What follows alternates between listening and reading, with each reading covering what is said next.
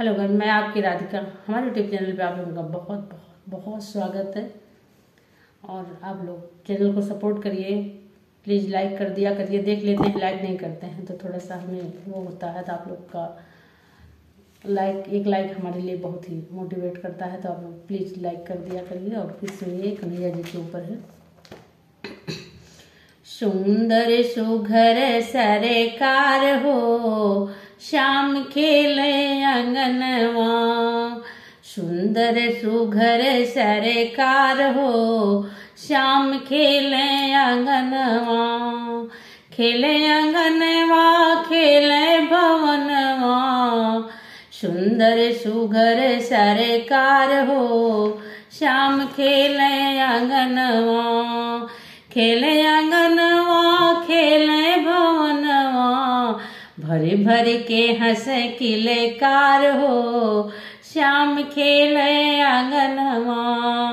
भरी भरी के हंस किले कार हो, श्याम खेले अंगनवा। सुंदर सुघर सरकार हो, श्याम खेले अंगनवा।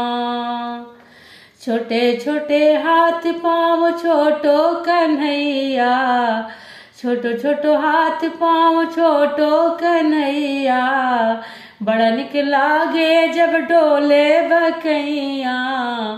बड़ा निक लागे जब डोले बकैया।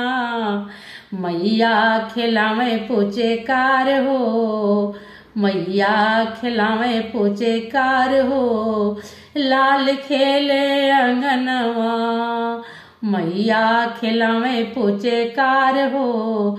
लाल खेले अंगनवा। सुंदर सुघर सरकार हो, लाल खेले अंगनवा। हाथों में कंगने माथों पे चंदने। हाथों में कंगने माथों में चंदने। ओठों पे लाल लाल लाल हो, श्याम खेले अंगनवा। होठों पे लाल लाल लाल हो, श्याम खेले अंगनवा। सुंदर सुघर सरकार हो, श्याम खेले अंगनवा। खेले अंगनवा खेले भवनवा। हंसी हंसी भरे किले कार हो, श्याम खेले अंगनवा।